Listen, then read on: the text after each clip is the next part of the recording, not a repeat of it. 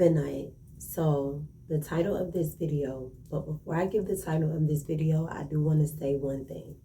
While I'm making this video, I will be looking down because I wrote some of the steps, and that way it will help me get through the video so I'm not like talking and talking and talking and talking, if y'all get what I'm saying. So this video is called How to Love Yourself and How I Learned to Love Myself.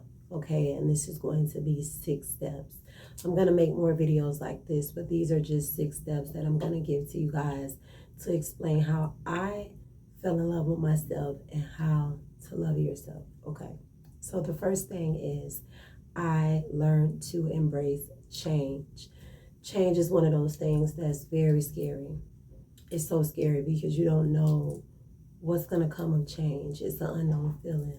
So once I began to embrace change, life became better for me, even though it's scary. Embracing change feels weird, but if you trust God, you'll be all right. Okay. Number 2, hygiene. Once I began to really love myself more, I began to focus more on things that I wanted to improve. I stopped smoking. And once I stopped smoking, I wanted to smell better. I started purchasing perfumes more. I started purchasing different soaps. I just really got into smelling my best. Different oils, just doing little things to just make me feel good about myself. All different type of sprays, creams, you name it. I just really, really began to embrace myself. Also, when it comes to hygiene, self-love, Sundays is a must for me, okay? I really sit down in the tub on Sundays early in the morning. This is like 5 o'clock in the morning when my daughter is asleep. I also have her do it as well. This is a little later on during the day. But I sit in the tub. I put my rose petals in the tub. You know what I mean? I drink my coffee. And this is all while I'm in the tub. I have my bubbles, my little nice bubble bath. I'm reading my books. I have my 5-minute Bible study book that I read. And I just focus on God. And it's such a good feeling. So that's going to be with number 2. Because I could have added that to number 3. But that's number 2. Okay? Number 3. I begin to accept my flaws and love the things about me that I did not like about myself. Nobody's perfect. I do feel like we all don't like things about ourselves, but if you embrace who you are, people will love you. I honestly feel like my toes, they ain't toeing, okay? But I could say this. I remember looking at a video on YouTube, and this girl, she was doing a pedicure on her own toes. I followed the steps, and when I tell y'all, my damn toes was popping, okay? So then I would start getting pedicures and, getting them to file my toes down, and my toes will look so beautiful. Of course, they're not like Myra toes on the episode of Martin, but I really did not like the way my feet look. So once I began to embrace my toes, wear open toe shoes, I went out on a date, and this guy was like, baby, you got some pretty toes. And when I tell y'all, my heart was just filled with butterflies. And what I realized is when I begin to love myself more, the things that I didn't like about myself, people begin to embrace. All right. So number 4, stop letting people play in my face. Like, for real. Like, the dating scene is already hard. I've already been married, already been divorced. I don't got time to let nobody play with me. I just don't.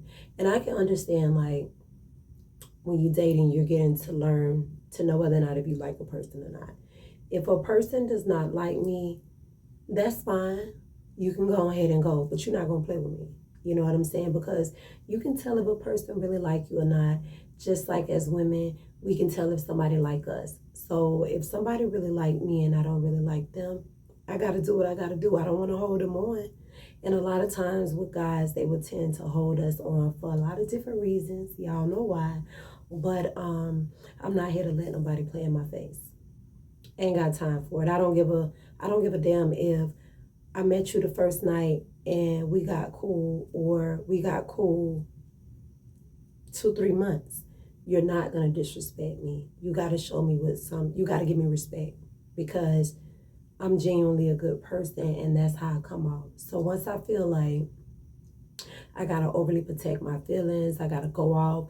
I'm getting out of character. I'm going to just throw the whole person away, okay? Number 5, accepting rejection, which I would say will go with number 4, which is stop letting people play in my face. Rejection is one of those things that it hurts. It really do. And some people, it take a longer time than others to get over rejection. But if it's anything that I can say about rejection is, and look at me, I'm talking with my hands. Rejection is God protection. It really is.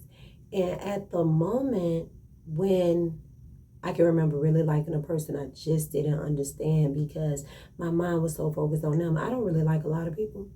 So once I like somebody and or any situation and it's a rejection feeling, it doesn't feel good. But if you notice, if you just follow the things that you need to do, rejection will make you stronger, and rejection is God protection.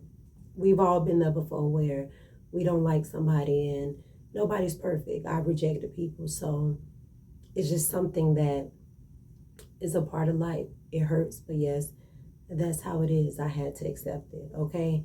And this is number 6. And I will say this. It's cheap to be cute, okay?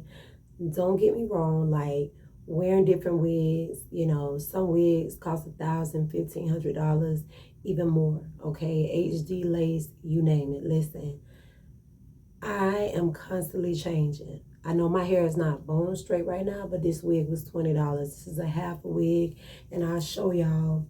I can put it up like this, put it in a ponytail, and I look damn good, okay? I wear my little makeup, which is my Infallible by L'Oreal, which is $16. It was $16.99 at Walgreens. My eyebrow liner, whatever you call that. My lashes was what? I think like $2, okay?